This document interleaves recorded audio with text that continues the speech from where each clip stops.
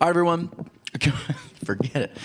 Come on down, take a seat, and Jason's going to be with us today, playing some music, so very excited about that. And yeah, come on in, take a seat, grab your food, bring it up to the front, and let's just enjoy time together. So Jason, thrilled you're here again, wearing a fantastic hat. Yeah. It's beautiful.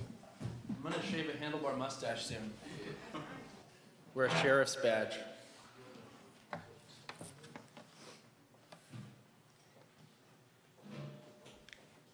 So I heard a song 2 days ago that I heard a lot in my life but never paid attention to. And I had this friend that was like grieving the loss of a friend, and she was like, I just need to hear this song right now. Can you play it? And I listened to it, and I was like, it sounds simple enough. And so I just tried playing through it, and we were just sitting there, and we felt so present, like in the moment together, because the whole premise of this song is taking in the sunshine. And there's a beautiful line that says, if I had a day that I could give you, I'd give you a day just like today. Which is nice. It's like, don't have to trade it out for a different one. So, it's by John Denver, one of the greatest songwriters of the 20th century. If you've seen Dumb and Dumber, I really want to quote the line that Lloyd Christmas says, but I'm not going to say it.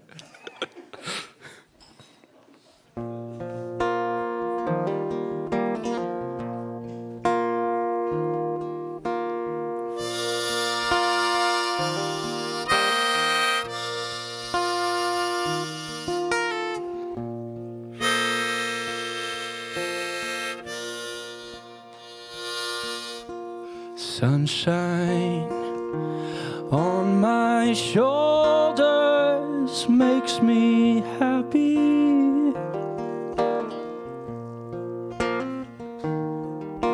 Sunshine in my eyes can make me cry.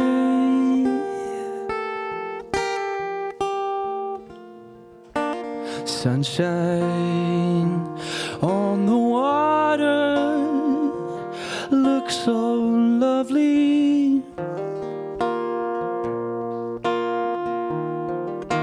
Sunshine almost always makes me high.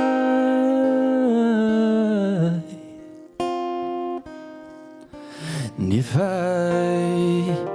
had a day that I could give you,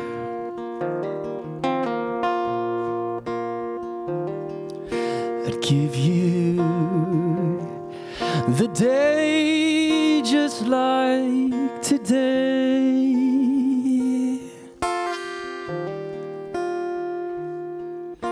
And if I had a song that I could sing for you,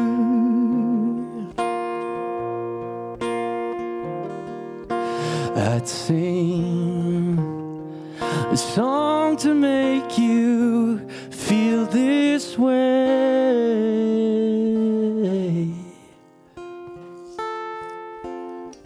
So I start off this bittersweet close to a wonderful chapter in all of our lives with a simple, slow song like this.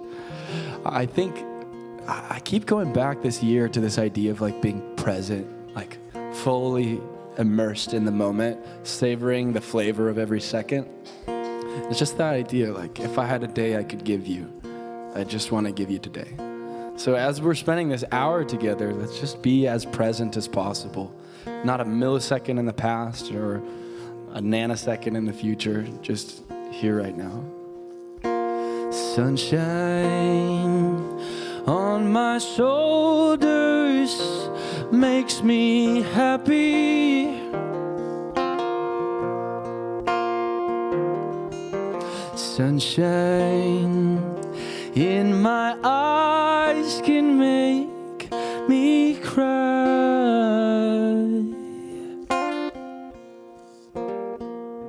Sunshine on the water looks so lovely.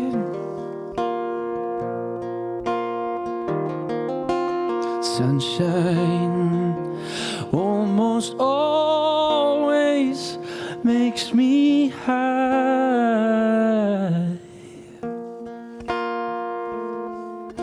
And if I had a day that I could give you,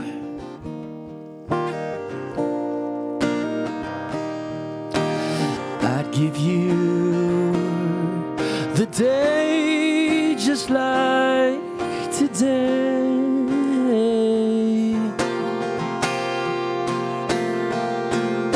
And if I had a song that I could sing for you, I'd sing a song to make you feel this way.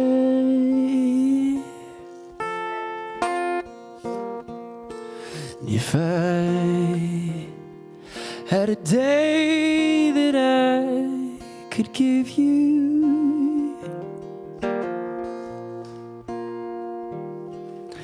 I'd give you the day just like today. Let's just sing that one line and let's sing it all together. If I had a day that I could give you,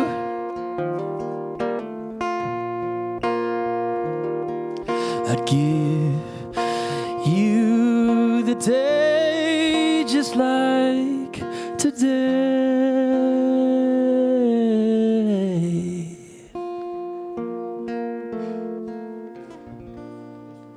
There it is. Come on. So, probably the first time I learned when I was first learning to play music and connecting with music at church, there was this band in the early 2000s called Something Like Silas. And the lead singer is just such like a heartfelt, deep, beautiful human being, Eric Alyoung. And there's a line in this song that I felt like was really fitting for today. And it says this, breathe in me, Holy Spirit, the will when my tomorrow comes, to follow when this song is gone. So that line specifically, breathe in me, Holy Spirit, and again, there's a lot of interpretations of what that term means, the Holy Spirit. But that the song would continue being carried out after we're done singing it here, and after, Ethos is sort of splitting into a sort of a new thing. So pay attention to that line when it shows up, and let's sing this. Speak in this close communion, and though this hour seems timeless still, I wait for your words that bid me come. Breathe in me, Holy Spirit, the will when my tomorrow comes, to follow when this song is gone. So I await the words that you say. I open my life. I'm longing just to hear these words that you say, that you say. So I await the words that you say. I open my life. I'm longing just to hear these words that you say, that you say. Shape me with words of wisdom. Free my torn heart from this world. Renew my mind and form my will. Teach me to wholly offer more than words that I can sing, so I become the song I bring. So I await the words that you say. I open my life. I'm longing just to hear these words that you say, that you say. So I await the words that you say. I open my life. I'm longing just to hear these words that you say, that you say. And I started praying this little prayer right here when I was in 8th grade, and it's like a really cool line. Just still resonates with me like over a decade later. Can I be an instrument of praise and here pursue your heart, so my life will tell of who you are? And can I be a channel of your love, a reflection of your light, and live to bring you praise and serve you, Lord?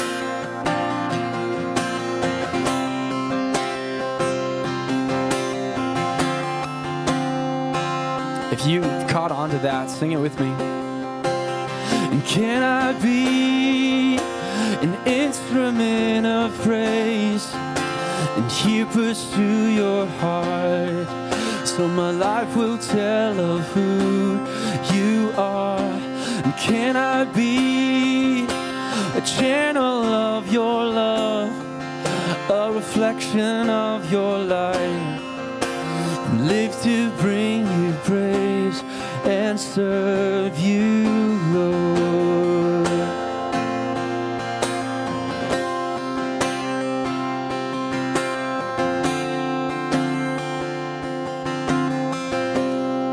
So we're about to hear some words from the tone master, and different people in this room would have different perspectives on, are those words coming from a divine source, or are they just conjured up in Tony's genius brain?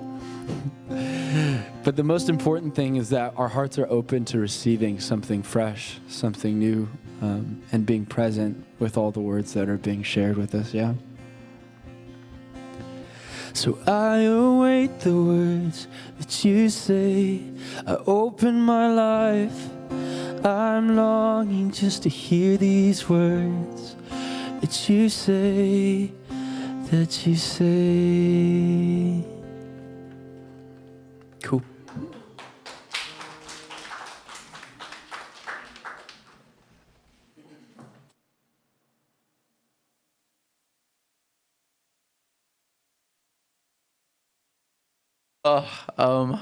Thank you, Jason. I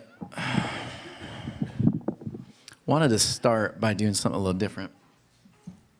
I want to say thank you to a bunch of people that have meant a great deal to this, what we're doing, and I've been so honored to do this thing with you guys. This has been an absolute joy to try something new, to share different concepts and have conversations and disagree and agree, and it's been so much fun. And so to make that happen, though, weekly, there have been people who have been so present and so helpful, and I don't feel like I thanked you enough.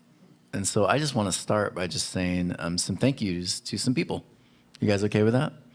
And here's the beautiful thing. If you hear me talk about a person and there's something you would like to say to them too, this is a perfect opportunity for you to also acknowledge and say something about them. This is going to be a great like hug fest / just affirmations everywhere. You guys ready for this? I've been excited all week to do this. I never get to do this kind of stuff. So I have just a bunch of little thank you cards. It's funny, you buy these packages of thank you cards and then they sit and they do nothing for a very long time. But then every once in a while you're like, I just want to say thank you to everybody.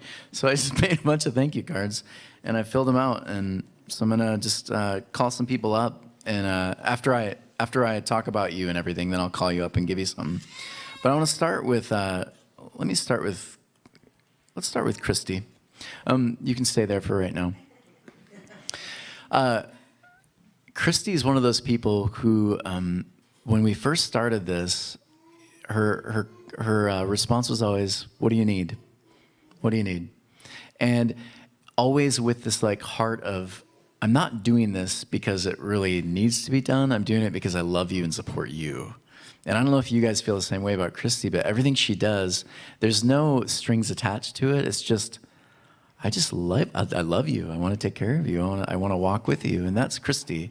And that's why when Christy does everything with the welcoming and everything she does with Ethos, hosting constant meetings at her house, having food there, even though she knows I probably ate, I'm still going to eat some of her food.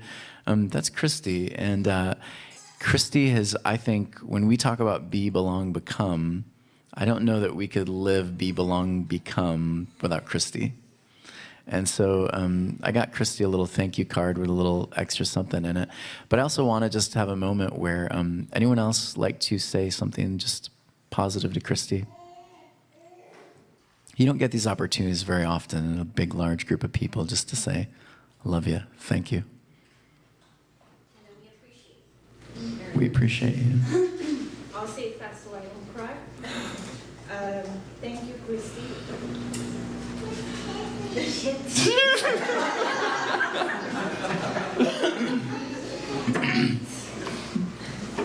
Every time I walk in Ethos, she's always at the front. And Christy has the gift of the smile. And it's true, she's always helpful in any area, even if it's not her responsibility. She'll be in breakfast, everywhere. Even in the kids section, she always comes, do you guys need anything? Christy is everywhere. And I really appreciate for sharing your gift with us. And I thank you. I'm so glad to be your friend. Anyone ever get a hug from Christy? Oh, yeah. Aren't those wonderful hugs? Those are really nice hugs. Joe said never. Joe. Joe? Anyone else? Say how I second everything Moynell said, but also just as like your boy, I appreciate how much Christy has supported you in this whole process the whole time, and how she's always so consistent. How did you so consistent here, and you can count on them, and you're so dependable. So I appreciate the support that you guys have given me. So, along with your amazing hugs and for every other passion. Yeah, Christy is a friend those kind of friends you hold on to, no matter where you are. You hold on to friends like Christy. Christy, you're a gift. There's some people that I meet that sound really judgmental. Like, sometimes I'll meet somebody who's really like, happy and bubbly, and I'm trying to discern whether they're just nice or if they're kind. Nice. I feel like you're genuinely kind. Oh, that's good. Yeah, like there's a lot of truth and depth to your love, your smiles, your greetings. It's all really, there's a lot of integrity. It's really beautiful. You don't really want me to talk now. Later? Maybe, sure, I can do that. Yes. Okay, so I try to dodge her sometimes when I'm having a bad week. I don't want the hug. I've come here many times and you catch me every time, and it literally centers me, and then I'll start bubbling over and telling you my life, and you actually sit there and listen. Yeah, Christy brings out. And you love me, and I've known her for so much of my life, but for the last 3 years, I've gotten to know this woman. She's an amazing woman. You make us want to tell you our sad stories because we feel like you care, which is pretty amazing. All right, well, I'm going to give you this, and you don't have to talk yet. Okay. There's $1 million in it. Let's put all in one place. Since I talked about Christy, I'm going to talk about Joe.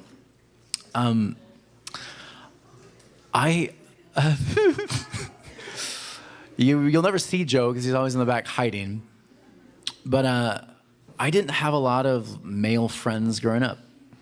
I just didn't. I didn't have a lot of close friends that I could count on, that I felt like I could just be goofy with, those kind of friends.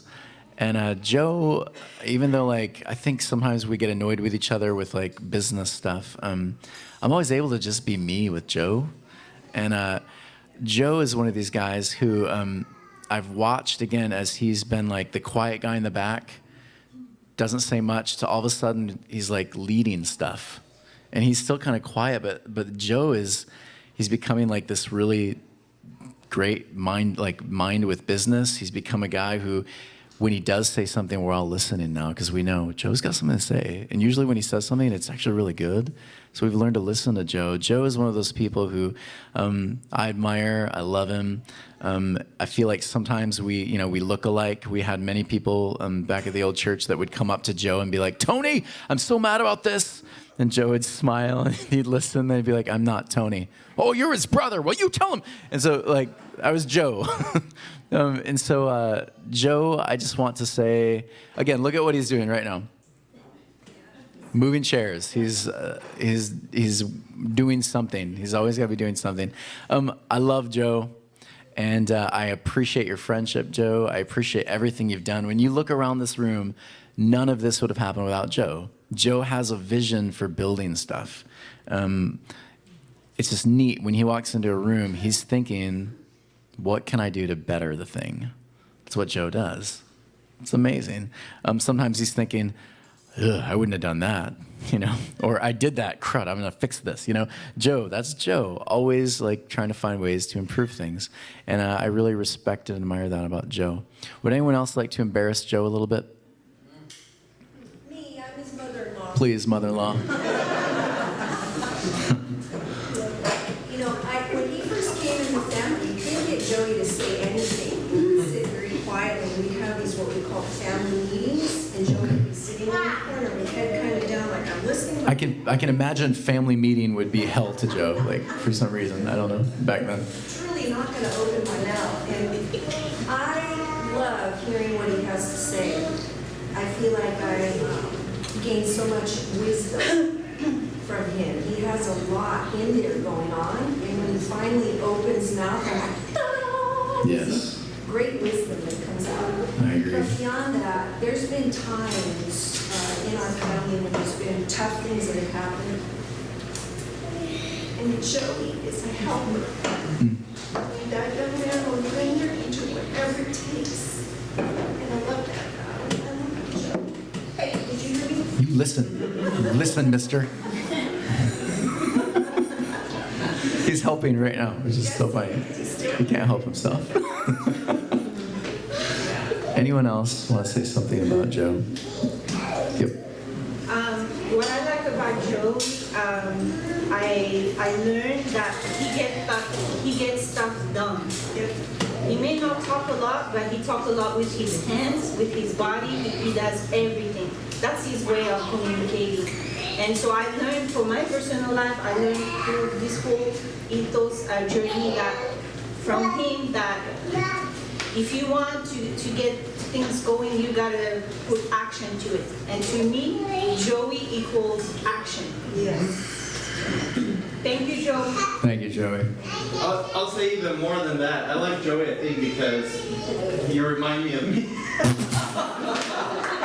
I talk about me in the kitchen a lot and how I hate people helping me in the kitchen. I mean, it's good to have help, but when I'm in the kitchen, I like to do stuff myself. So when people ask, can I help you?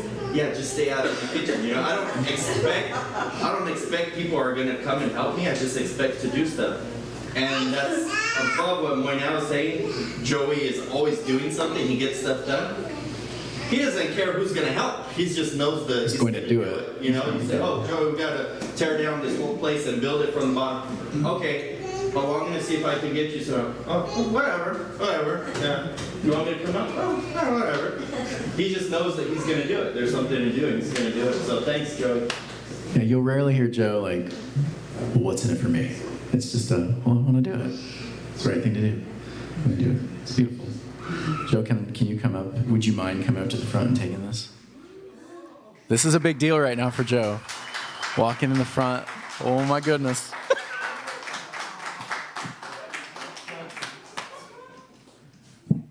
Joe said I will never come up front.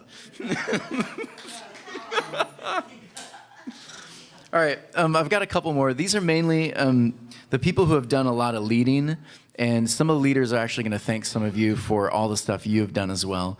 I want to, let me see, where am I now? Kim and I have always kind of had this connection that we will notice certain things that happen in different situations, especially like religious settings. We would sit around and we would just bitch and moan about like, I can't believe this is going on. I can't believe, and we would get so fired up. But the beautiful thing about Kim always was at the end of when I would just do my verbal vomiting, and I would just get it out. We'd be sitting over coffee or whatever it was in the living room. She would then say, don't you feel better now? And she'd just smile. And then she'd say this, now what? She always asks the now what. And I appreciate that so much about Kim. Well, now what? What are we going to do? And Kim, for me, has become this, and again, I know she hates the word as much as I probably do, but that pastoral voice, often for me, was filled with a lot of wisdom. Well, Tony, what about this? What about this? Have you considered this? Often I get that from Kim. In those moments, I wish I had taken more, but those moments where I'm sitting there just throwing around ideas, she's very good at that. And also, there's a reason why there's so many people who will gather around her living room and just spout out about life and share deep, dark secrets and talk about their sex lives and all that kind of stuff. Some of you men are like, wait, what? That happened? But there's a reason people just gravitate toward Kim. And for that, Kim, we love you. We're so appreciative of everything you've done to make this thing what it is today. Again, Be Belong Become, you are a huge part in making that a living, breathing thing. And so for a moment, anyone else like to say something positive, a thank you to Kim? Where is she? She's in the back. Where are you? She's hiding. Okay, you're like, we've had so many conversations and you have touched my heart in such ways I can't even explain. She's not only a mentor, she's a friend, and she's probably the strongest woman I've ever met. And I love you. I love you.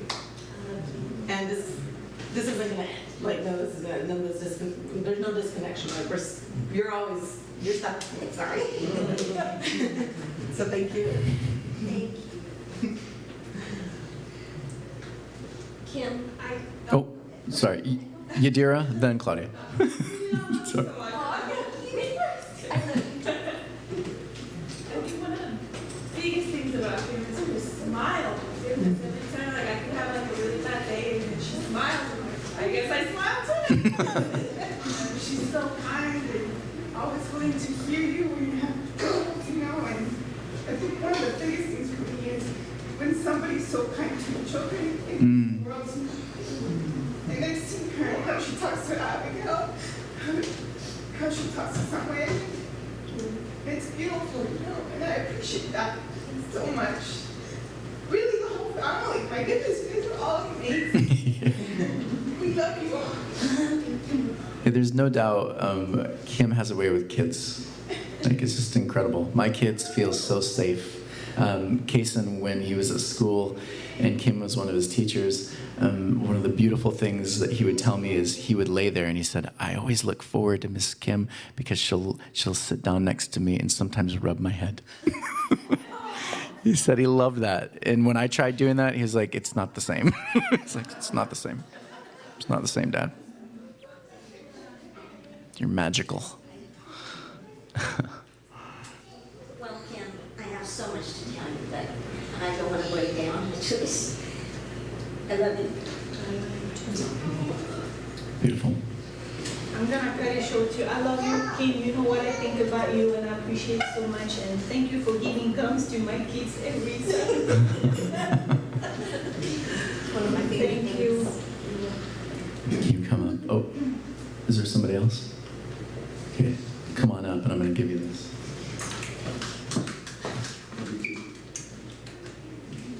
There's your $1 million. Oh, yes. Claudia, I've been really thankful. I've never worked with people who, like, whenever there was an outreach group or activity or whatever, often in churches, you had these people who would do it, but I could tell they weren't fully invested in it, or it was just another thing. For you, I feel like it's just it's because you care and it's part of your life. And when you tell your story about why it's important for you to give back, that hits me every time. So it's easy for me to talk about outreach, but there's the other thing with Claudia. You've been through like a hellish year, and yet you show up and you're strong. And I also noticed that you've been showing and modeling for the rest of us that even when things are tough, it's okay to break down and be human too. And that's something that I just want to acknowledge in front of everyone, that I'm so proud to know you. And when I see you in your strength, but also in these moments where you allow yourself to be human, it enables the rest of us to do the same. And we're so thankful for you and the way that you model how to be a better human being, how to be a Christ follower, all of it. We are so thankful for you and everything that you continue to become. We just love you. And we know that all those outreach activities we did, so many of the things that our kids were able to do, none of it would have happened without you being the spearhead and connecting so many great people to us. And so we are so thankful for you. Anyone else like to say anything about Claudia? Claudia, we just got to know each other a couple of years ago at Sam, and I'm so grateful that that happened. I think that from you, I've seen you be such a graceful person and still love in the worst of circumstances. And not a lot of people can do that, maintain their dignity, their integrity, their kindness with what you've gone through. So I just want to tell you how much I admire you and love you. Beautiful. Thank you, Claudia.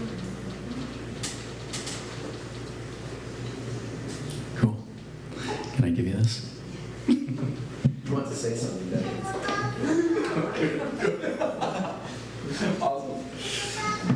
One of the best decisions I ever made was when I asked a certain fella to leave his home and move to Orange County. And I needed a good sound guy. And we needed a couple sound guys. And so I remember calling him saying, we need more people on our team. What do you think I could move into Southern California? And he surprisingly said, I don't know, maybe. Like, are you serious? I didn't even know him yet. I said, can I fly you down and you just hang out with my family and just chill with us? Sure. He flies out. We don't know each other well at all. And he hung out with us, my family and I, and he became Uncle Leo. And Uncle Leo, he started doing sound with the team and started thinking and brainstorming with me about a podcast, and like the rest is history. It's beautiful. So Leo's the reason I got fired. I'm totally kidding. Leo is brilliant. Leo is brilliant. You mean Leo's the reason for Ethos? Yeah, Leo is the reason for Ethos. Leo is brilliant. He is a mad scientist wizard when it comes to doing technology, but he's also a really beautiful human being. And when you start talking to Leo, there's a lot going on up here. And when you can just scrape a little bit out, it's fun. It's so much fun. And so Leo's family, for us, he's Uncle Leo. When he's over, we're either playing games, drinking some weird drink, or doing whatever. We're just hanging out. That's Uncle Leo. And so I am a better person. I have moved further in who I am, where I am with theology, technology, all of it because of Leo. And I just can't talk enough positive stuff about Leo when I think about the things he's done and was able to do. Anyone else want to say anything positive about Leo? Yep. Thank you for putting up with me. Thank you. All the musicians are like, Leo. From the other church to this one, from just you've always been so present with my maybe high maintenance needs or my attitude or stop it, Tony. I'm admitting it. That's good enough, right? Come on. Beautiful. And just being supportive. You're awesome. great support for what it is I've done. I love you, and you're great now. Pretty much every single week, Leo's here doing sound. You don't get that very many places where every single week they're here doing sound, setting up live stream, all of it, like Leo's doing it, and doesn't typically get thanked very often. Sound guys are always the guy, like when something goes wrong, all heads go to the back, and there's like daggers. But we appreciate you, everything you do. The one time I was playing Leo wasn't here, it was so stressful. Joe, do you remember that? Because it was Joe and I trying to do it. It's like, you don't know what you got to do. And it's like, he just, like the best sound guys are the ones that you like, you forget how important they are. Right. Because they just do it all perfectly. They make it seem seamless. Yeah, that's good. So it's like, but more so, it's like you're just a reliable human being. It's like, Yeah. you want to learn from you how you can model life. Beautiful. Anybody else want to say something about Uncle Leo? Danielle? Leo, I appreciate how constant you are and how grounded you are. Even our animals love you. Our animals like Leo better than us. I appreciate how much you have done to help us here and at home, whether it's watching your house or moving things or just helping be around here. I appreciate it. I can count on you for a lot outside of here.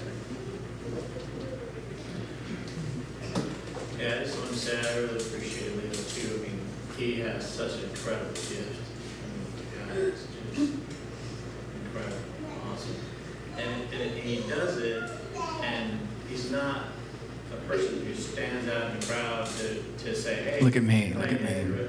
He's just doing his thing, and he does it well. And if he runs into an issue, he figures it out, and Right.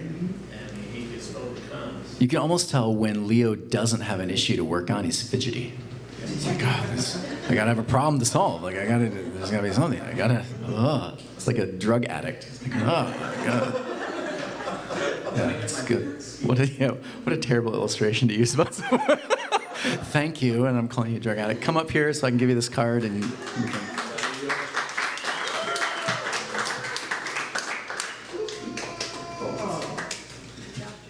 All right, just a couple more, I promise. And then some of these people, they have teams that they lead, and they're going to do some thank yous a little bit later. Lewis, I remember Lewis, when we started doing Bible studies in my small little office, Lewis, I would share something, and he'd look at me, and he'd be like, wait, what? What do you mean by that? And then we get into these maybe 2.5, 3-hour conversations after the end of it. When everyone else was gone, he's like, yeah, but what about this? And you could tell he was really fired up about it. And then the next week, he'd have more questions. And then after he and I started wading through a bunch of these really interesting conversations about theology, about politics, all of it, I remember Lewis, 2 L's. Why did I put 2 L's right after each other? Lewis, he's so passionate about it that when he begins talking to people, he became like this like voice for like the character of God. He'd be like, that's not God. And I could see him getting in conversations. I'll call them conversations, not arguments. But he would be like, no, that's ridiculous. God is love. Love is God. People would just wait, what? Who is this guy? But it was so beautiful to see the passion, the energy, and then watching him level out a bit. And then working with Lewis, my goodness, it's terrible. Working with Lewis with technology, you love him some days and you hate him some days. Because Lewis is really good at what he does, but Lewis is also a perfectionist. And so there were times that I'd be like, Lewis, just like, slap it on, just is fine. And Lewis, what's frustrating and beautiful about him is he cares so much about not just the brand. I'm learning it's not just the brand, it's the thing behind the brand. It's what it stands for. For Lewis, ethos is not just the picture, the E. It's a wonderful looking E. You did great with it. It's the thing that stands behind the E. And so as I consider more and more, Lewis he deeply cares about the thing behind the thing. And everything that Lewis does is intentional. And I've learned to really appreciate it about you. You're also someone who, for me and many of us, he's that safe person you go to when you just want to bitch, right? or you just want to share different ideas, or you just want to have a sounding board, Lewis is that guy. And he's also handsome looking and probably looks more like Jesus than the pictures you see online. Anyone want to say anything about Lewis, who is not Leo? Lewis. Yes, you can say something, absolutely. Since we met, you have been super consistent in what you believe in, even though it's changed, but you know exactly who you are. That's really cool. And I admire you for that. And I loved all our conversations as well. You're super strong with what you believe in, and nothing's going to shake you. That's awesome. I'll echo that. I like that you're stubborn. I like that even when you're wrong, you stick to it. I don't know if you guys have argued with Lewis, but it can go a long time. But at the end, And if you've ever argued with Luke, it can go a long time. I appreciate most that Lewis shows up and he is consistent like that. Beautiful. I love that. Anyone else? Thank you, Louis, for all the slides and the amazing communication cards that you made, putting up with my late requests. Thank you very much. Yeah, all was awesome. I don't know if this is really Lewis, but like forgive and forget, because those are same arguments. Like he'll be back here the next day and you don't even know anything happened. You'll be like, oh yeah, so like whatever. So I mean, you can be mad and you can be whatever, but to come back just to be cool with each other the very next day, I don't know, maybe the next couple minutes. I think that's what I like most about Lewis. And I mean, we never had anything, but yeah. I'm just grateful for our friendship, Lou. It's like, I come here and I just Zoom, all these wonderful human beings. It's like, Tony and Lewis are the two people that like I have like a true friendship with. It's really awesome. I'm grateful for those things. That's it. Thank you for everything. I'm going to come to you because your leg is bum. Wait, one more. Oh, yes. I guess I can do that. Yeah, I see like a lot of stuff that you do behind the scenes, and I just want to let you know that it doesn't go unnoticed. You put in countless amount of hours, and I see that like there's something that you told me that like I still remember to this day. And because I was working with him for a bit with social media, and he said, you know, you're not working just for yourself or just for Tony. You're doing something greater than like us and ourselves, and that's Ethos. So Beautiful. So he's the only one who really understands what branding is. yeah. Yeah. We're all just like, just slap the E on it. Like, call it good. Come on. Good. Thank you, Luis. I learned a lot from you, and I appreciate your commitment. And I like that you're stubborn, because people who are stubborn are not boring people. There's always so I appreciate you very much for everything you do. Beautiful. If it wasn't for Lewis, it would be the embrace. So Yeah. Thank you, Lewis. Here's a guy that most of us never see during this time together. And I want to acknowledge him because he is here every single week doing the same thing pretty much every week. No one knows it. Very few people know it. And here's the other thing. He is a college student. Like anyone that does any kind of ministry knows college students, sorry college students, but like a little flighty sometimes, right? You got a lot going on and it's hard to dedicate time and energy to something. This dude showed up every single week he was available, which was almost every single week. He was in the back doing camera work, doing sound, all of that stuff. And he is one of these guys that has such an amazing heart but says so little. You have to really pry it out of him because he has a model who his father is very similar to him. Very thoughtful, wonderful human being. You have to pull it out of him a little bit. I've watched this kid grow up to be this incredible man. And I just love how solid and grounded he is. When I'm playing golf with him and I'm chucking my clubs, he's in the back smiling, just enjoying the weather, doing his best. Sometimes he will get a bit passionate when he's out there. It's only because he wants to do his very best. That's who Austin is. And so Austin, are you available to come out here? Look, I'm talking up to Austin. Thank you, Austin.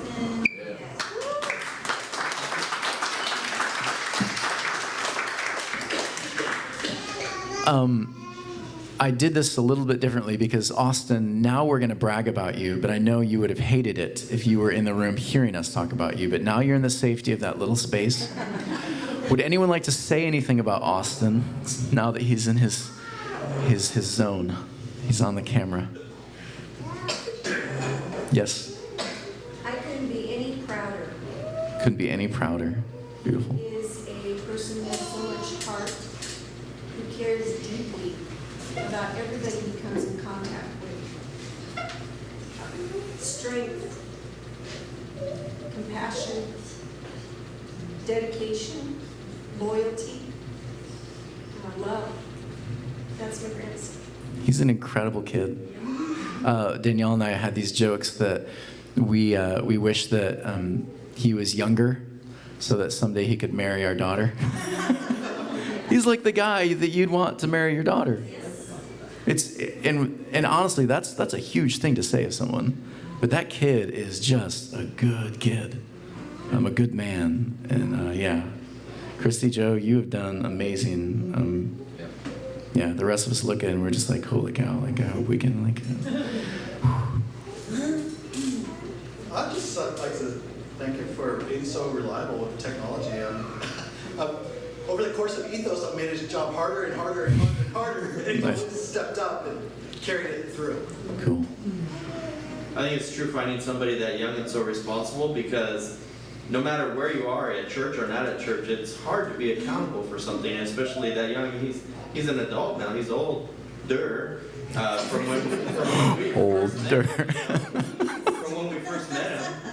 But still, it's kind of like Joey, just get it done, because I don't think sound is like his goal in life is to do sound or video. He's not waking up at night like, how can I do sound better? But Yeah. there was something that needed to be filled, and he's like, okay, train me, I'll do it. And he's learned it tenfold, he's learned every bit that Leo has thrown at him or whatever. And I'm sure if you told him to do something else, he would learn that too, just because it needs to be done.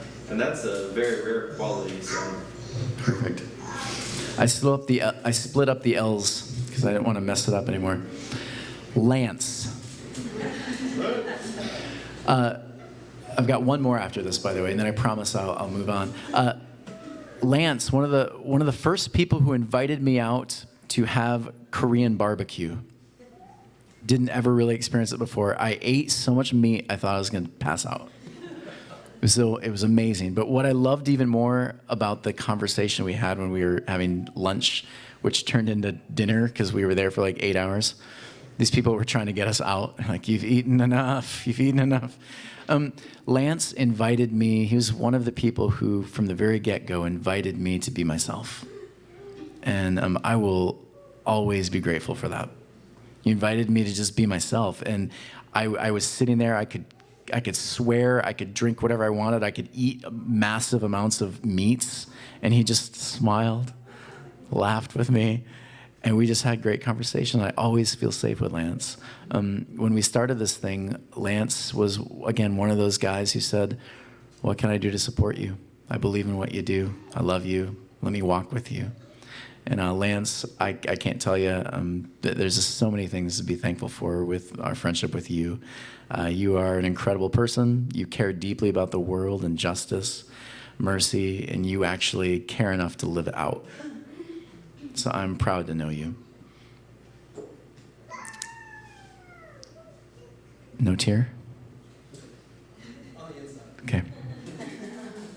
I'm a little more, yes. I would say in a lot of ways, we probably wouldn't have had any of this without Lance. He really, because he was at one of those first meetings that just kind of and was ready to step onto the board and go. And for me, I was like, yeah, we could try and see what happens. But he was really the one that was like, let's do Let's make this happen. And it did. Yep. You can see the writing on the wall for a lot of us before.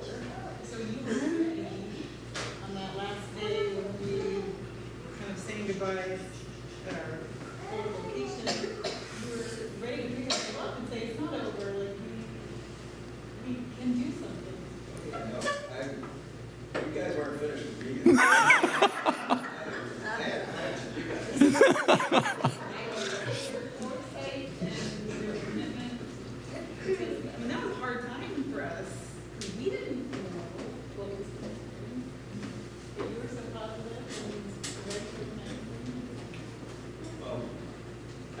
I honestly, I believe in your message.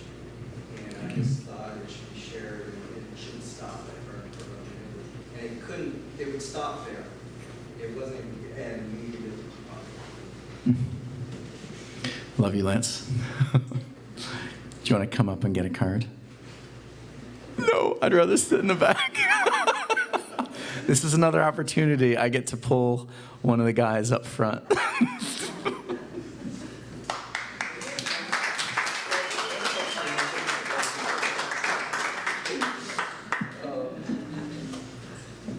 All right, this is the last one. Oh, the suspense.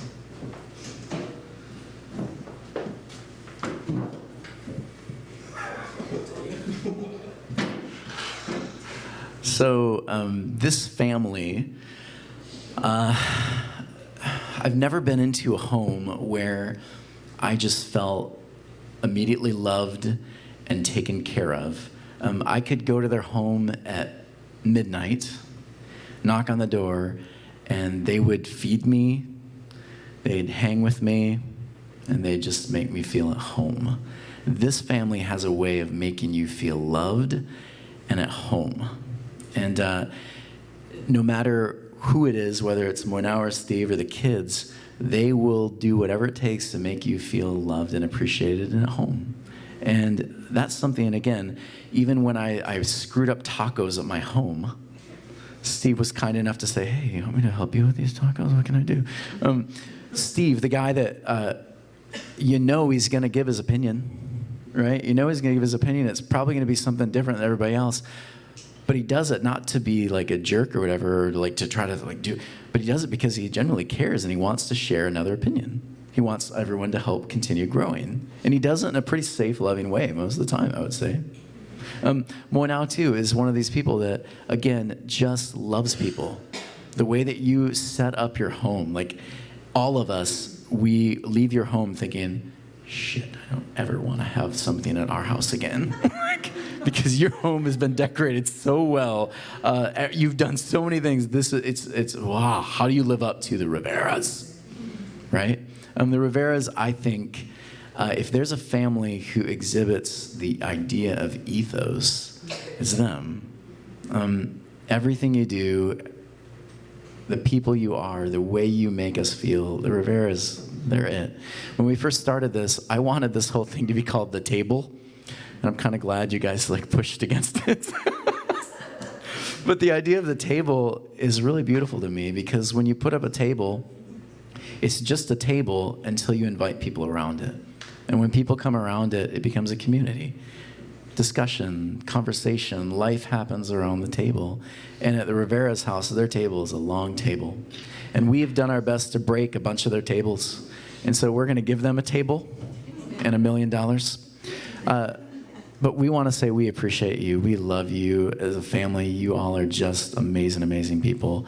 None of this could have happened. You open your home to so many different things, and we're so appreciative of that. You make us all feel loved. Some of us who don't have family in the area, we had family because of you. We have family because of you. Anyone else want to just throw some glowing love on these two? Thanks for the table. Well, it's a nice table, lifetime warranty. I love how you guys model family, and I love how you model how you raise your girls. I watch you guys from afar, and the conversations I've had with you, you're great to argue with. You're great for the opinion. You make her brain just and when now she makes my heart still, she's such a charismatic, lovely, lovely woman. I really admire you. We've had some really good conversations, and just the opening up and sharing of, wow, I didn't know this or that, or whoa, it just blows my mind. She's just stunning too. Look at this woman. She's just very, very giving. You guys are an amazing family. I want to be you when I grow up. I want to be you when I grow up. That's good. They are hospitality. That's what they are. They don't just do it, it's who they are. And I can think of individual times with each one of them. Steve, every time we went over for women's meetings, he always made something for us. Of course he did. It's not like, not like he disappeared and said, oh, you guys are on your own, but a special little cake or always something there, and made us feel welcome when we came. Jalen, the first day I walked into preschool, she's the first one that greeted me when I started. No We kidding. were like this from then on. She was the one. Moynell has been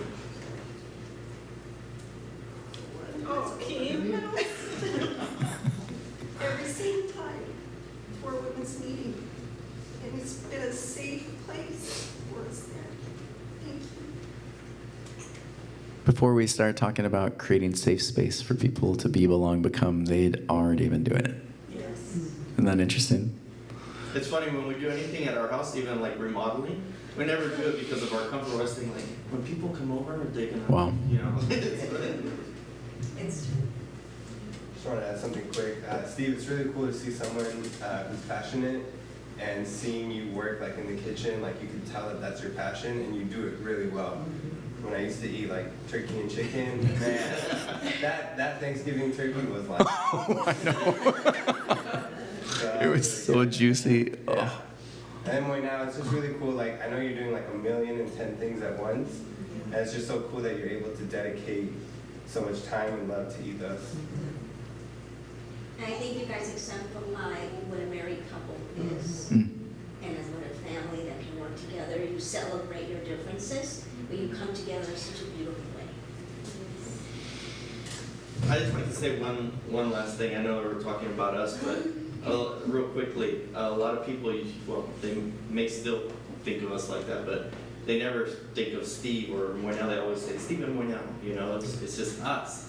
And for as much as we thanked individual people today, for those that we didn't thank, the spouses, they go along with the package. No matter what, there's time away, there's work that you ask them to do, and they do it whether you ask them or not. Sam and Claudia, Joey and Christy, Donovan and Kim, and you go on and on. Danielle, there's no Tony without Danielle. It's Tony and Danielle. It's all the couples. So for all the people that come together as a couple, that's great for the person who's physically doing something, but there's somebody behind it too, and that's the spouse. So thank you to the families, and the families, the kids too. They put up with the early mornings, drag along, here we go to church, and late nights, we can't leave yet, I need to talk to the people, and so Ashlyn, Kaysen, everybody, the families, and that's what Ethos, for me is. Love it. That felt good, didn't it? I'm gonna give you your table.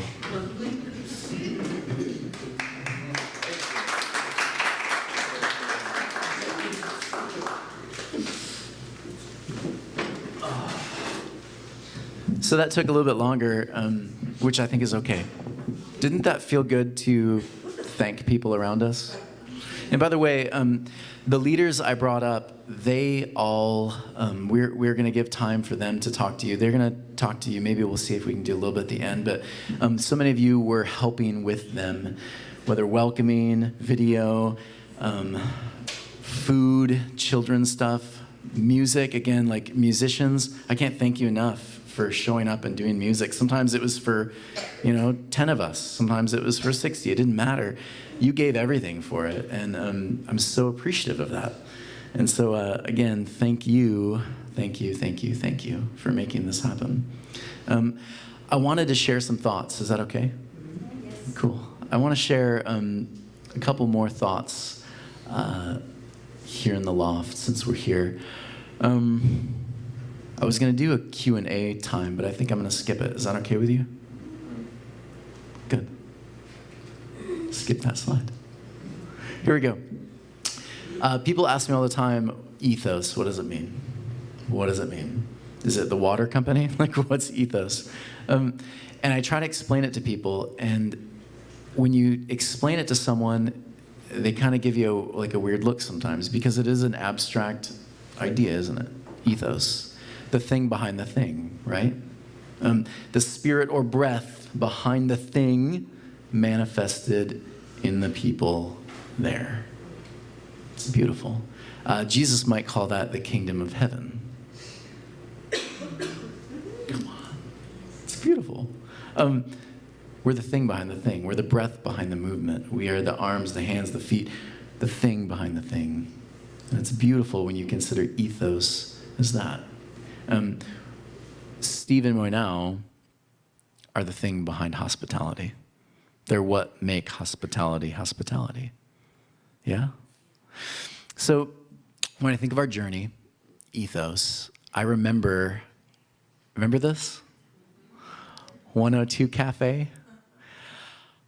I remember, again, talking to the owner and asking him, can we use your space? Yes. What are you going to use it for? So I had to describe, well, we're like a church kind of thing, but not a church. It's like a thing, and trying to explain it. And okay. He said, we don't have much money. If we just buy a bunch of coffee, would that work? Okay. Totally let us use their back space. Some of the happiest days of my life were some of these moments where we're just setting up chairs, wondering if it's going to be a 90-degree weather out here again. Am I going to be totally burned at the end of this thing? So much fun, sitting around tables, having conversations, leading this thing, sharing ideas. We started in a little cafe outdoors, and it was so fun. I remember that's where Jason showed up, and then he didn't get scared away. He was like, oh, this is kind of fun. I remember we had a theological conversation even before it began. I said, well, can you and that was where I was still sorting through stuff and everything, but yeah, our phone call. Yeah, it was supposed to be 5 minutes. Yeah. And then I heard him play, and I fell in love. And then he moved to Columbia. That was the best part. After I heard him sing do his music, I said, dude, I can't wait to have you do more. Yeah, I'm moving to Columbia. Like, crap, what has happened there? But I remember all these new people with all these different faces, meeting different people, because people would just walk by, because it was just different. It was outside. It was in a local place. It was public. It was just interesting, and we started there. And it was so fascinating to watch, as some of us, we kind of didn't know what to do with it at first, because we were used to doing this in a different setting, and it felt different, maybe uncomfortable, but exciting. And we started to do it there. And then it started to rain. And we realized we couldn't be in the rain, right? So, of course, Danielle's over at e-patisserie, and she starts talking. Do you guys ever use that stage area? And before you know it, we're in that little stage area, and we're at e-patisserie. And yeah, it was weird, because there were people on the opposite side of this who were eating and having coffee and having conversation while we were doing church. And I remember the issue, the frustration sometimes we would have, they need to calm down, they need to quiet down, we're having church. And then all of a sudden we realize, oh yeah, no, we're having community, and they're a part of it too. The whole thing, all the shifts and turns we took being there at this cafe is so fun. How many of you have been there lately, by the way? They have a beautiful charcoal latte that you should all try. We were there, and it was so fun, and it was interesting to see the evolution of thoughts and ideas. Many of us were still really angry. Remember that? You're mostly thinking, no, it was you. I was angry too. We were kind of moving through some anger, frustration, some bitterness, some shifts, and we were all kind of doing it together, though. Do you remember that? We were still trying to figure out how to have conversations without being angry. We were learning to get along. And then we found that they were going to start changing things at e-patisserie, and we wouldn't be able to be there. So we said, where else can we go? Well, we knew a guy that knew a guy, and we ended up here in the loft. And this has become really interesting space, because this space has held many different faith groups in the past. Isn't that fascinating? It's held a lot of people who have kind of journeyed the same journey. They've kind of transitioned and changed and moved and lost faith and then found it again. And in this space, it kind of hums, doesn't it? Can you feel it when you walk in? It hums. And I'm not just talking about the lighting because of the power issues. I'm talking about it just has a feeling to it. And we met here for a while, and it's been so good. And the music and the conversations, the tone. How many of you have enjoyed this space too? I loved watching people who would bring a friend and they'd say they're bringing them to church, and they walk in and they're like, what did I walk into? Like, what is this? Or, whoa, what did I walk into? So interesting to see. This isn't church. I know. It's church. Like having those conversations, so fun.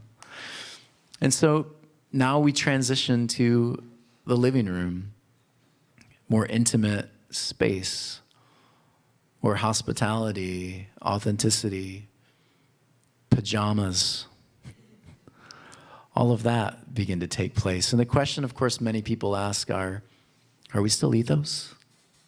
I've had many people ask me that. Are we still Ethos? What happens to Ethos? Where does Ethos go? Are we still Ethos? And I've had a lot of conversations the last month and a half about that. And it's kind of reminded me, because for me, I find so much beauty and value in the biblical narrative. I think Jesus is one of the most fantastic teachers ever to walk this earth. And when I look at Jesus and I read and I attempt to sit at his feet and learn from him, man, life just pops. And when I read the Old Testament and everything else, I see really interesting themes. And I see that we're not alone when we ask this question. The Israelites, they went through this too. They went through a lot of these moments. First off, actually, they start with Egypt. They're conquered. They lose everything. They are asking the question, are we still Jews? What's happened to this thing that we carry with us everywhere? What happens to it? What happens to this religion that has become so important to us? What happened to our temple? Babylon, conquered by the Babylonians. They destroy their temple, 587 BC. They're marched hundreds of miles on foot to a place where there's a bunch of other captives. Everyone's they're learning Babylonian language, and they're asking, are we even going to remember our own language? Our own stories? Will we remember mom's recipe for homemade bread? Whatever the thing is. Will we remember who we are anymore? Then they're conquered by the Assyrians, the Persians, the Greeks. Over and over again, they find themselves at a place of loss. They find themselves at a place where they're asking the question, are we still Jews? What's happened to us? Is there an us anymore? Is this thing that was so important to us alive anymore? Or is it gone? And then the Romans take over. And the Romans are this strong military force. And they completely demolish, again, everything that is important to the Jewish people. And in around 30 AD, they destroy their temple again. And the question, of course, is, what happens to us? Are we still Jews? What happens to our faith? What happens to our community? Those are the questions they were asking. I want you to consider this question. Have you ever had a moment where something happens and it just shook you to the core? You begin kind of questioning even your identity, who you are. Have you ever had a moment like that? What I want you to do, I want you to just turn to the person next to you, and I'm going to give you about 2 minutes. And you can be as open or as guarded as you like, but I want you to think about a moment in your life where it just shook you to your core. Who am I? What do I believe? What is this about? What is the meaning of this all? Have you ever had a moment where something shook you to your core? All right, I want you to just take a minute and do what we do. Turn to the people around you. Share intimate things about yourself. There you go. Turn to the people around you. Go for it. 2 minutes. Maybe write it down. Consider it. Take a minute with it.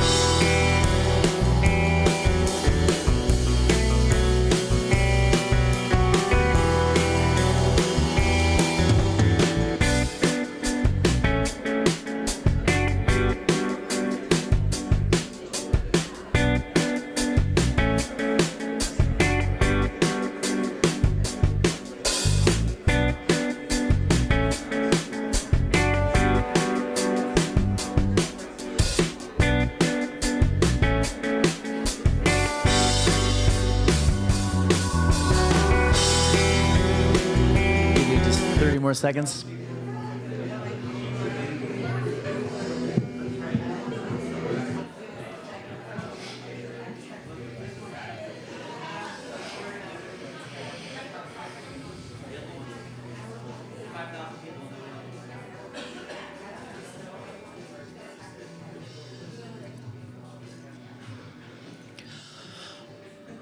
All right. I think that's what I love most about what we do here is hearing conversations happen. Not actually, I rarely am able to pick up what people are saying, but just seeing people talking. Danielle and I, we rarely get a chance to talk about these questions because she's over there and I'm over here, and I get a little jealous sometimes when I see couples or friends like talking about something pretty, like it's pretty heavy. And you don't typically have those conversations with people, but when you do, it just kind of opens up. And not to make it weird, but what happened here is miraculous every single time it takes place. I would say it's a miracle because you just saw 20, 30 different conversations about something of deep, deep importance. And you went to deep places, experiences, shared pains, and you listened and you shared your own. That's so beautiful, isn't it? And I don't see anyone right now who's angry at the person next to them. You're all seems like you're okay. And people are, yeah, you were heard today. It's beautiful. Oh, there we go. My parents always invited people over at our house every single Saturday. Anyone who walked into church, if it was a new person, my dad had radar, and he just, new person radar, sucked him in, and do you have plans for lunch? That was his response every single time. Do you have plans for lunch? And most of the time, he got someone to come to lunch. And what happened with our family is my dad loves people. He loves to ask you a million questions about who you are, where you're from, what you think. This is where I got it from.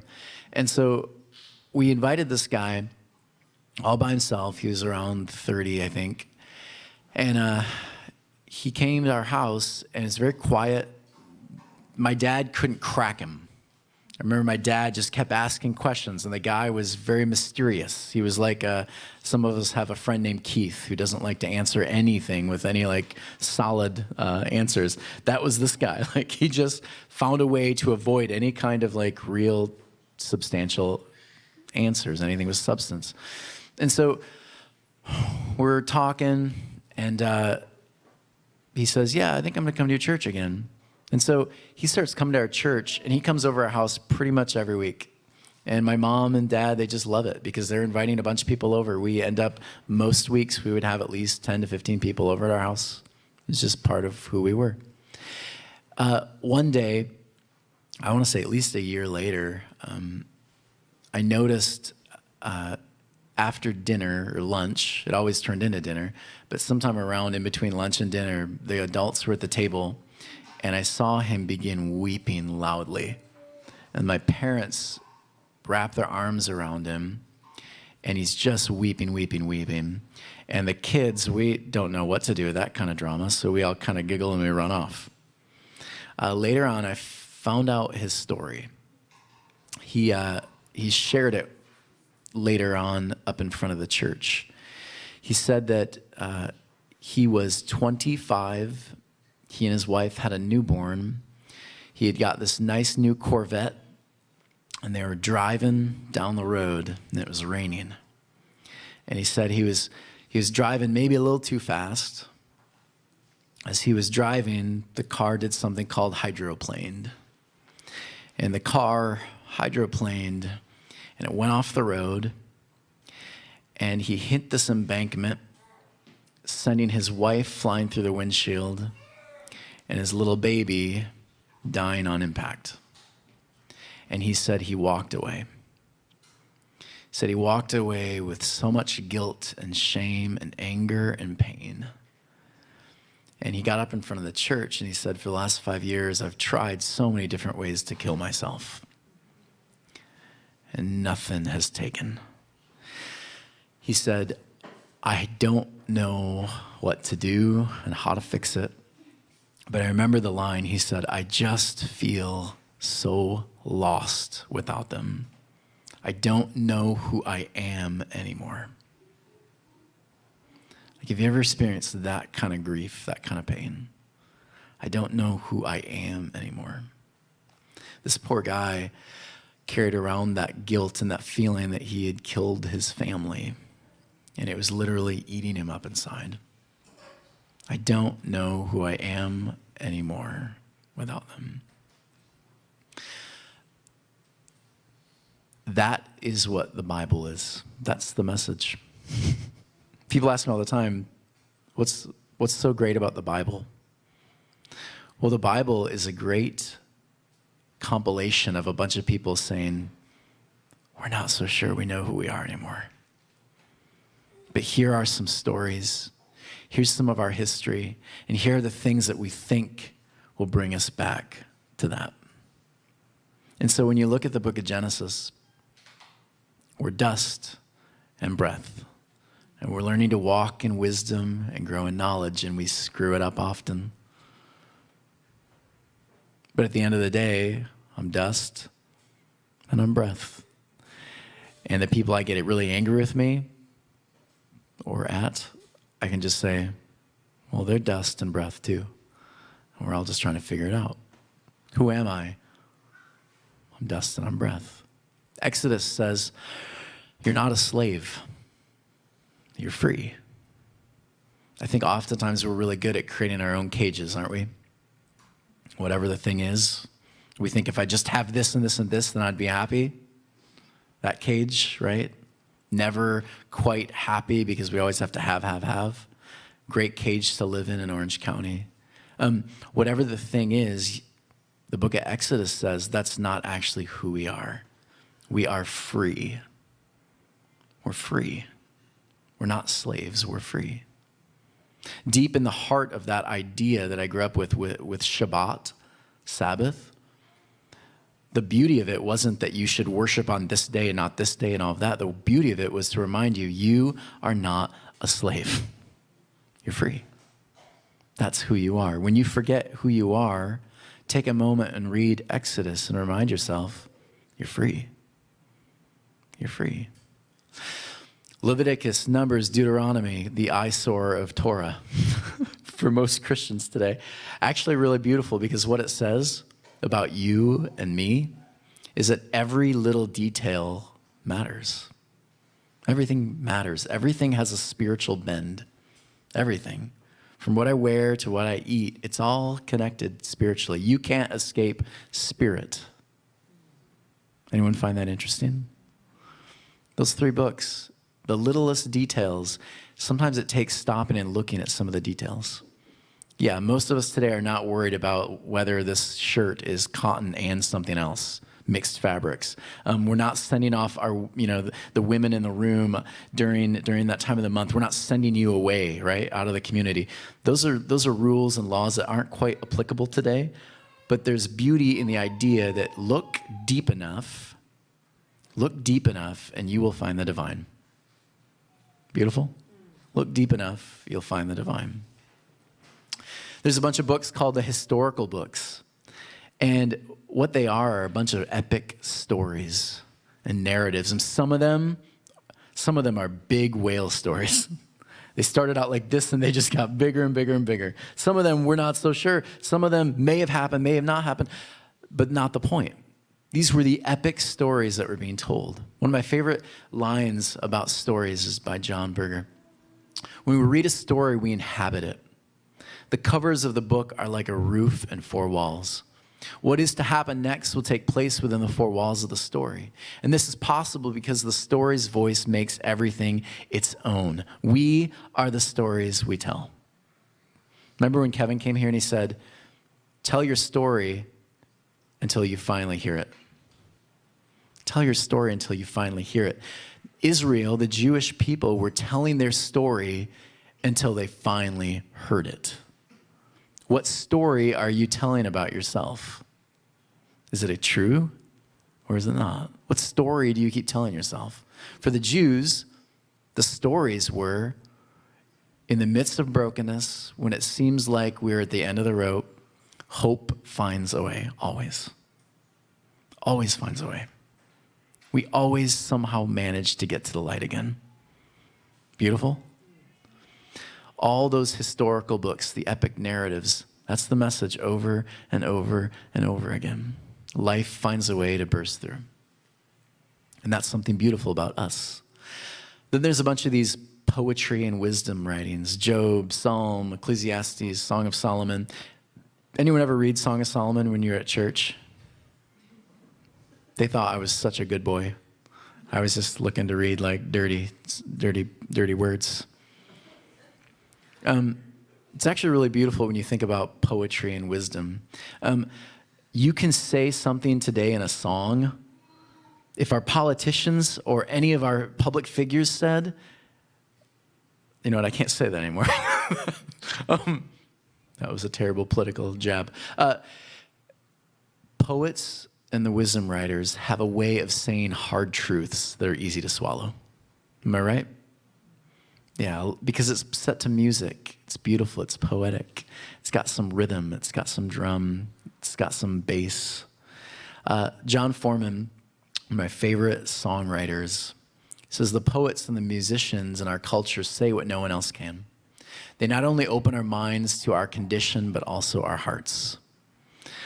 This is why they wrote the poetry and the wisdom, right?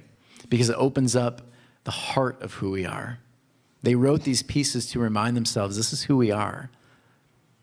The depth of who we are. This is what our hearts are yearning for. Have you forgotten who you are? Pick up some poetry. Have you forgotten who you are? Read some of the wisdom writings of the past, and you'll find yourself there.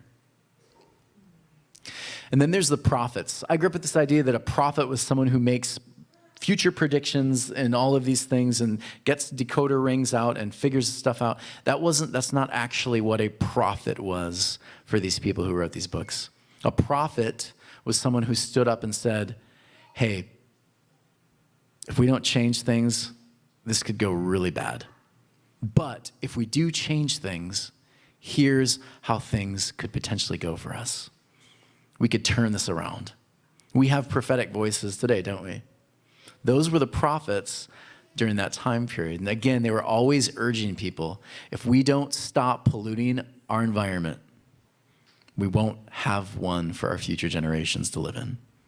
Those kind of voices. That's what those books are, the major and the minor prophets. And it was all pointing back to who we are. Who we are. We're people who sometimes get caught in a cycle. And if we're not careful, that cycle is going to ruin us. And so let's listen to the warning voices. And then there's this guy. Out of curiosity, when you see this picture of Jesus, what thoughts come to your mind? You don't have to raise your hand. Just what thoughts come to your mind when you see a picture like this of Jesus? Love.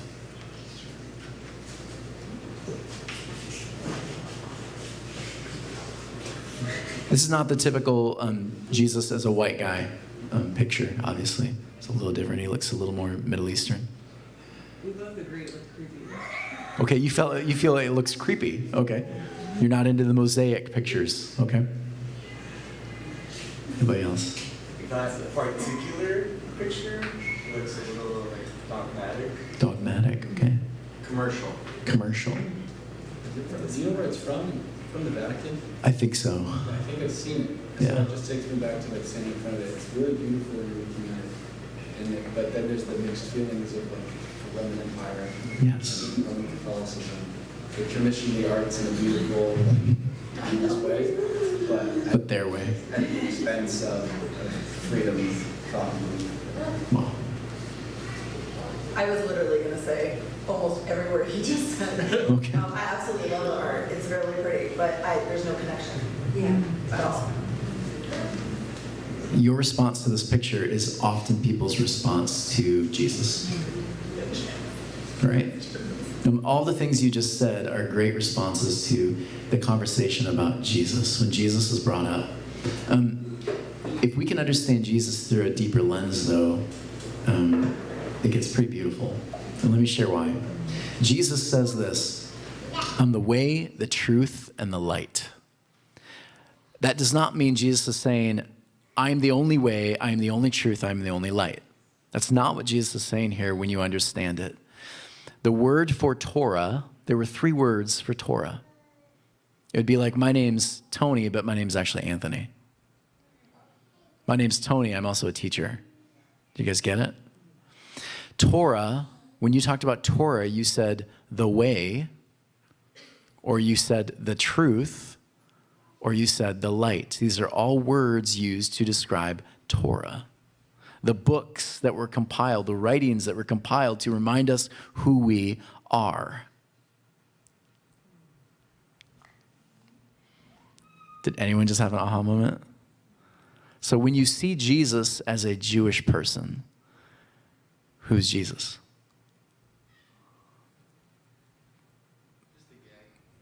Just a guy. Okay. Who's Jesus? Authentic Jew. Us.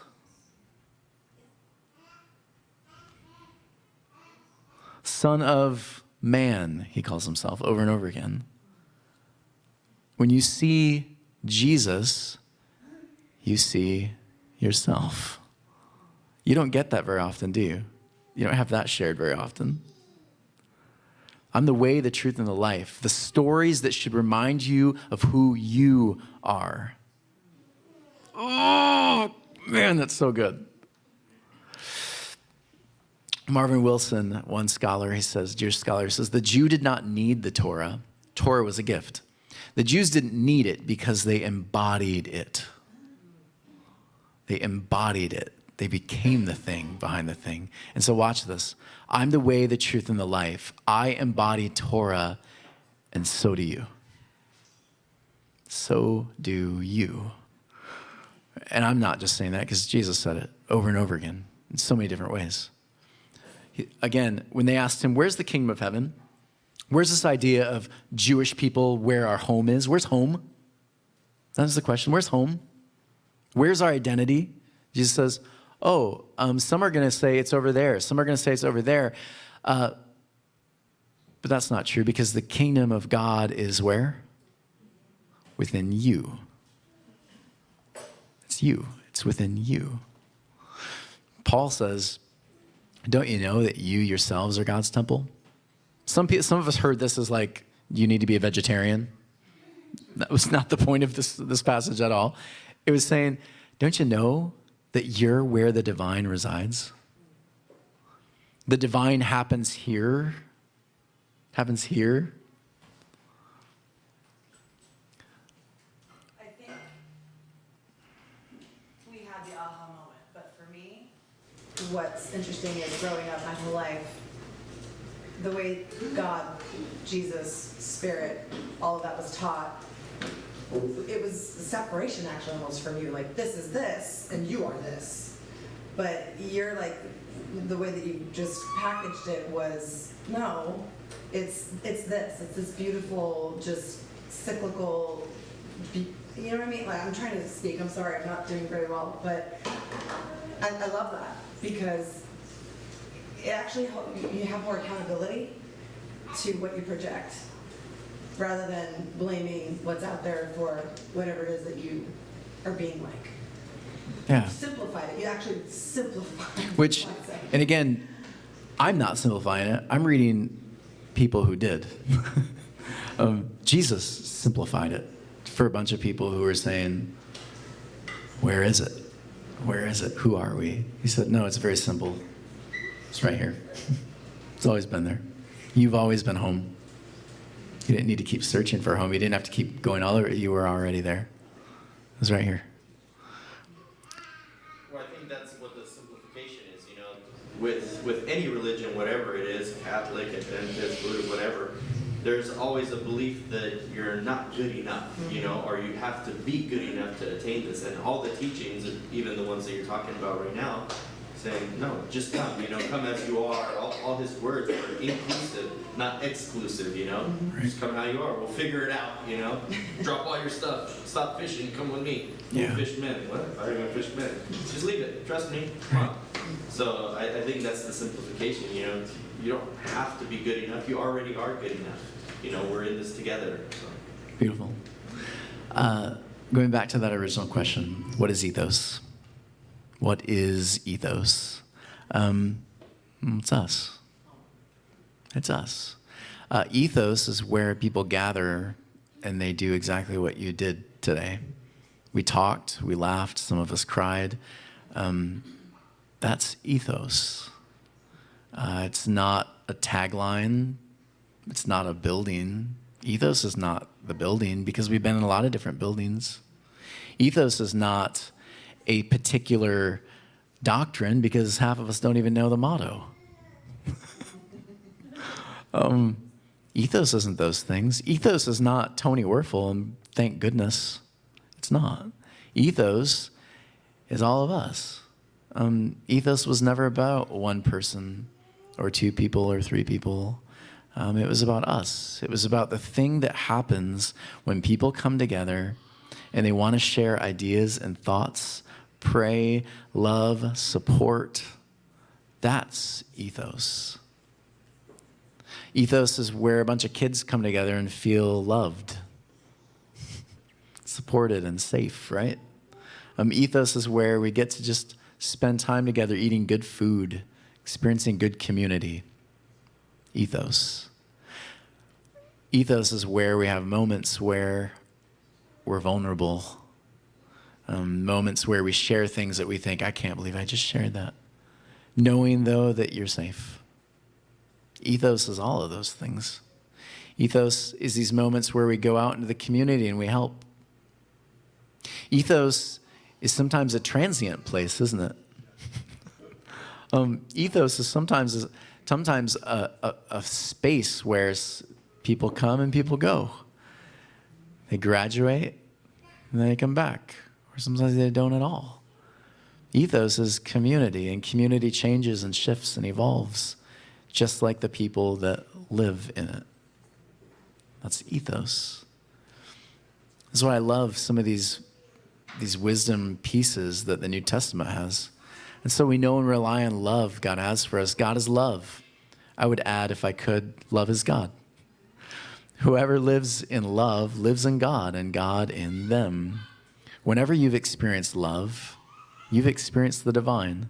And you probably experienced the divine because you experienced some kind of community and connection. Wherever love, justice, mercy, healing, you fill in the blank, happens is where the divine is. And so, where is ethos? What happens to ethos? It continues happening. It continues wherever you are, wherever you have a moment where you have a conversation with someone and you want to try to go a little deeper. It's wherever you have a moment where you hug a person next to you and remind them they're loved. It's wherever you have a moment where you can say, hey, your story sounds like my story. It's wherever those moments take place. For us, we're going to continue doing ethos, but we're going to do it in living rooms around Orange County. And we're going to find ways to live out that first century kind of group's idea of what community looked like. Probably not going to be doing as much of the lights and stuff. Music, maybe periodically we can beg a musician to do something sometimes. But we're going to get back to really focusing on being together in really tight-knit community, sharing life again around the tables, around a living room space. What happens to ethos? You are ethos. Everywhere you go, you have the opportunity to share that kingdom heaven now, that life more abundantly here and now. And personally, I'm learning that when I find the most contentment, when I stop searching, when I stop saying to myself, if I only could have this, this, this, and this, when I stop that and I just say, I already have it. I'm content, I'm happy. When you're able to say that, you've just experienced the thing Jesus said is already here. It was there the whole time.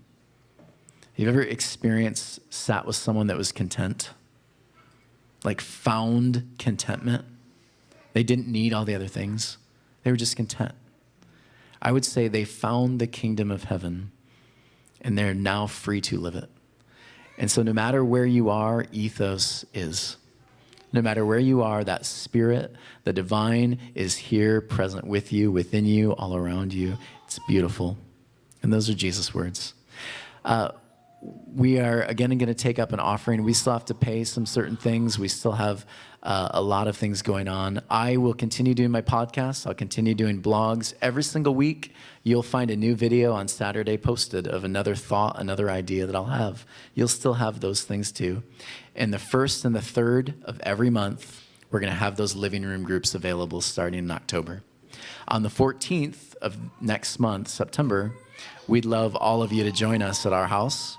And we want to give you a little sample of what that's going to look like. And then we're going to have a bunch of really good barbecue food. And we might even have something for our vegetarian friend, Lewis. Cool? There's 2 of us. 2? Oh, okay. 2 wackadoodles. Perfect. I'm just joking. I'm joking. You'll live way longer than all of us. Jason's going to play some music. And if you could, drop whatever donation you can give today to help us with that. And again, I love you all, and I've been so honored to be able to share different thoughts and ideas. What does that mean, FT? Oh, okay. Not important? Okay, I'm hoping I didn't miss an announcement. All right, good. I love you all. And guys, again, like, this has been a dream for me to be able to be a part of something like this. Absolute dream. I want to thank you, Danielle, the Wuerfels, for allowing this to happen, to take place. We have been honored to be a part of it with you all. We don't have family here, but we do have family here. And I feel like this has been like, I've been so lucky to be able to say I have like a couple moms and a couple dads. And I never had a brother, but I've got a bunch of brothers. My sister and I have never been super close, but I have a bunch of sisters. It's just been such a cool opportunity to be able to walk with you and be in family and community with you. So thank you, and we love you guys.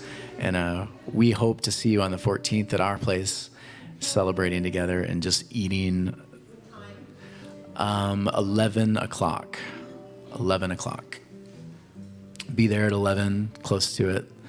I can't think of too much more to say. Later tonight at 1 a.m., I'll wake up kicking myself because I didn't say the thing that probably would have been like so great to hear or to say. But I just love you all, and I appreciate all of you so much. Thank you, thank you, thank you.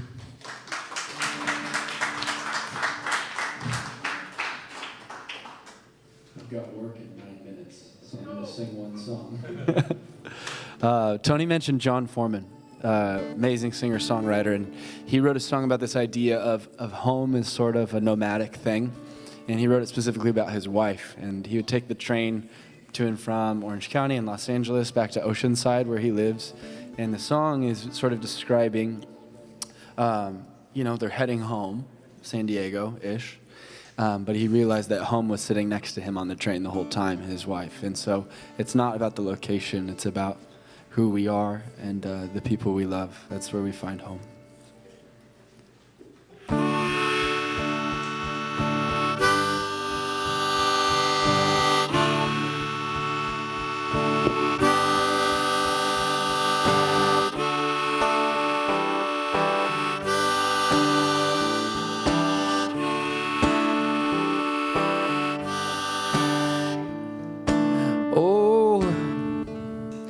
Guess they say I've grown. I've known more than I wanted to know.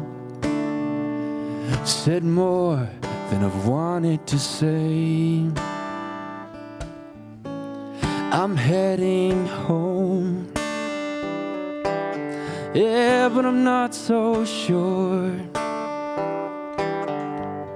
that home is a place you could still get to by train. So I'm looking out the window and I'm drifting off to sleep with my face pressed up against the pane, with the rhythm of my heart and the ringing in my ears. It's the rhythm of the southbound train.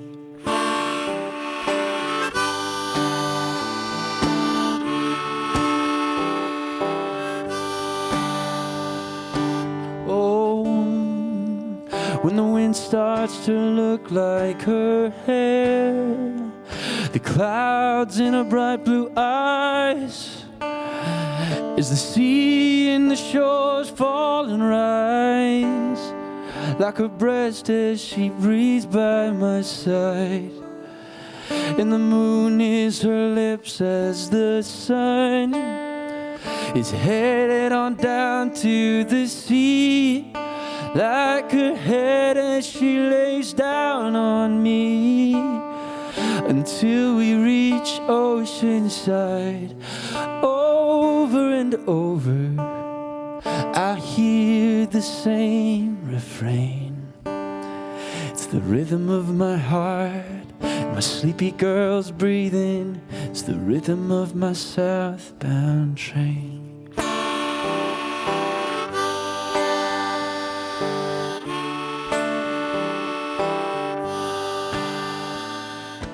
Oh, I suppose they'll say I should have known, or maybe I'm just feeling old, like a lawyer with no one to blame. I'm heading home, yeah, but I'm not so sure. But home is a place that'll ever be the same. So we gather up our things and we head out in the cold, and your eyes are where you carry the pain. I hear the whistle weeping, it's crying to the skies. It's the rhythm of my southbound train. It's the rhythm of my southbound train. Oh, but I'm not so sure that home is a place you could still get to by train.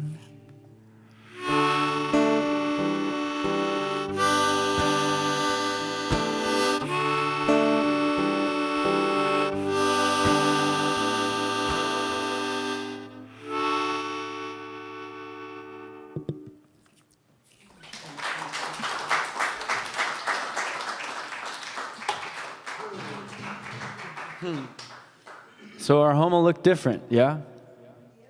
Same spirit, same love. Thank you. Close your eyes with me. Let's just, man, that felt nice.